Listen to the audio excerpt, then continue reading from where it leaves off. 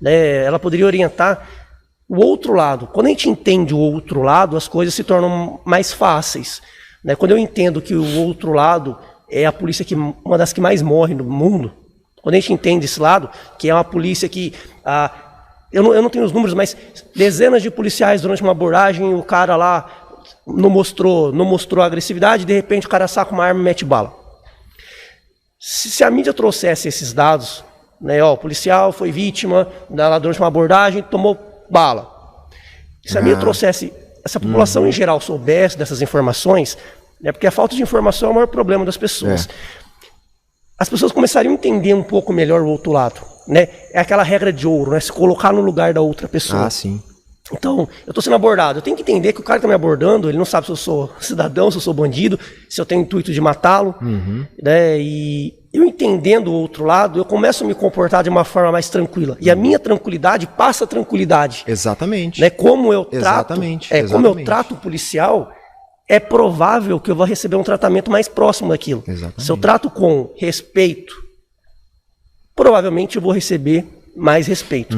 Se eu trato com hostilidade, eu diria quase que certeza que eu vou ser tratado com mais hostilidade do que ele pretendia naquele momento. Exatamente. Né? Exatamente. Do lado do policial, como a gente sabe que também tem os maus profissionais, né? Também entender um pouco a população, né? Que o cara, como você disse, tem pânico de arma. A gente vive numa cultura, embora o cidadão tá aprendendo a entender o que é arma de fogo, mas a gente vive numa televisão que massacra muito a arma de fogo. Né? Sempre quem tem arma de fogo é bandido. Não é o cidadão que é um atirador, um esportista. Né? Então, a arma ela é muito demonizada. Então, a imagem de uma arma apontada para você durante uma abordagem, eu não sou bandido, eu não sou o que lá. E o cidadão não entende que a arma apontada para você não significa eu sou bandido. Significa que o policial está se resguardando. Só que, como eu disse, ninguém aprende isso, João. Não. É complicado. Se eu parar qualquer pessoa aleatoriamente agora aqui na rua e perguntar para ele assim, se a polícia te parar aqui agora e te abordar, o que você faz? O cara ele vai me responder baseado no que ele ouviu falar de um amigo, de um cunhado. É o que ele tem de referência. É a referência. Exatamente. A referência que não é referência. Exatamente. Não é uma referência policial, não é uma referência ensinada na escola, não é uma referência preocupada com a segurança dele, não é uma referência preocupada com a segurança do policial. É uma referência muitas vezes assim, não sou bandido, eu não tenho que obedecer, eu não tenho que pôr a mão na cabeça. Cara, mas quem falou isso pra você? Em nenhum momento da legislação tá escrito que o policial só deve abordar bandido. Eu fui atender um caso de embriaguez ao volante, numa cidade aqui próxima, e o indivíduo que estava a bordo do veículo que causou o acidente estava lá, ainda com sinais de embriaguez. E aí eu estava conversando com a guarnição da PM sobre o que tinha acontecido e tal, né? Tinha acabado de fazer os exames no veículo, na via. E aí o rapaz veio conversar comigo, o que causou o acidente. E aí ele ainda chegou pra mim e falou assim, eu vou deixar esse carro, eu vou tacar fogo nesse carro aí.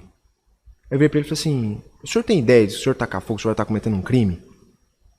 Aí ele, não, mas é porque o povo aqui me conhece e tal, eu não sou bandido. Eu virei pra ele e falei assim, mas ninguém aqui falou que o senhor é bandido, por que o senhor tá falando isso aí? Essa é uma mentalidade que as pessoas têm, que a polícia só tem que lidar com o bandido. Não, a polícia pelo menos a proposta é manter a segurança de qualquer pessoa, seja pessoa do bem ou do mal. Tem um outro caso que eu atendi uma vez, isso aconteceu comigo, né? Comigo, com o meu parceiro fotógrafo que estava de plantão comigo aquele dia.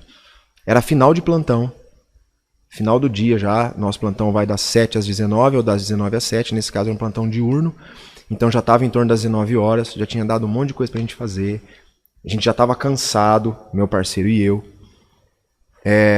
Estar de plantão, rodando de viatura, não é só ficar passeando, porque você está a bordo de um veículo caracterizado, você pode... Exatamente. E então a gente tem essa preocupação, a gente tem esse cuidado, né? A gente tem que ficar alerta o tempo todo.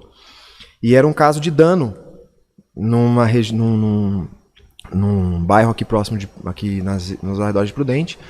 Era um caso de dano onde o filho, usuário de drogas, tinha ateado fogo num dos cômodos da casa. E isso tinha sido só uma das coisas que ele havia feito, porque ele já havia roubado a bateria do carro do pai, já havia roubado o combustível da moto da mãe, já havia batido neles, já havia feito... Drogado, certeza.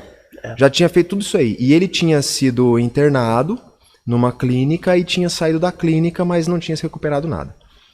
Então a gente chegou lá para atender esse local, né? No nosso caso, o que a gente ia fazer era constatar os danos que o filho tinha causado ali no patrimônio dos pais, né? Mas quando a gente já chegou no final do dia, já estava até escuro. E a gente parou na frente do local lá e o pai já estava com um semblante totalmente alterado. O rapaz estava lá, quando ele viu o highlight da viatura piscando, ele já se enfiou pro meio do mato e desapareceu, achando que a gente tinha ido lá para buscar ele. O pai já estava nervoso, já estava, é aqui mesmo, pode parar aqui, não sei o quê. Eu falei, eita, isso aí vai dar problema. Vai dar QRU. Desci da viatura, tal, me identifiquei, tal, da perícia. O pai do cara tava injuriado, tava nervoso, tava bravo, tava me xingando, tava falando torto comigo, com meu parceiro. Pensa, era a receita ideal para dar M.